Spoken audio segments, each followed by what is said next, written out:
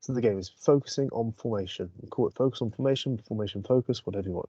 This is an in possession game where when the team has the ball and they're attacking.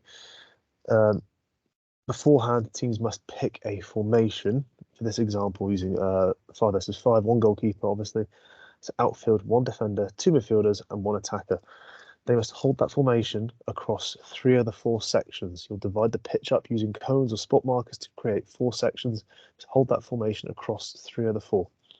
If the team moves forward, i.e. by a player dribbling forward into the new section, the whole team moves forward.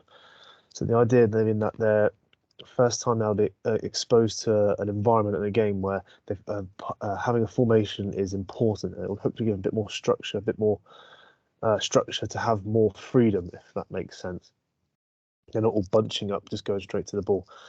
As if a team moves forward, if a player moves forward, the whole team moves forward. Players are not locked into zones. Please do not lock them into the sections.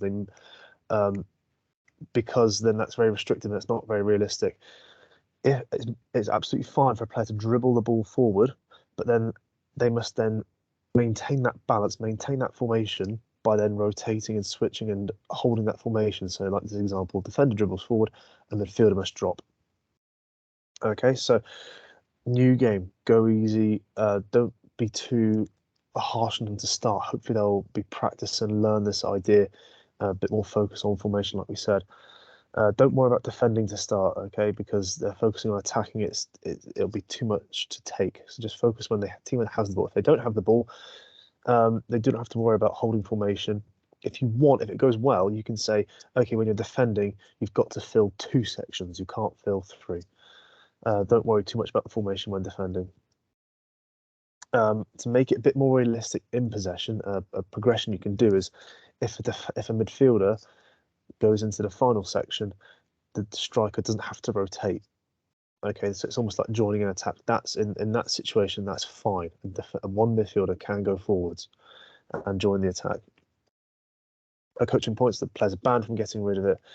Encourage discussions amongst the team beforehand, so they can come up with a formation based on obviously the numbers you have. This example is 5 versus 5, so I just used a 1-2-1 formation. Excuse me.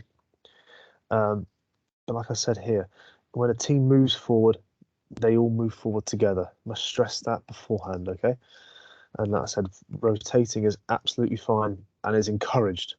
And hopefully they recognise when a player moves forward into a new section, a teammate off the ball must rotate and cover them essentially, maintaining that formation and structure.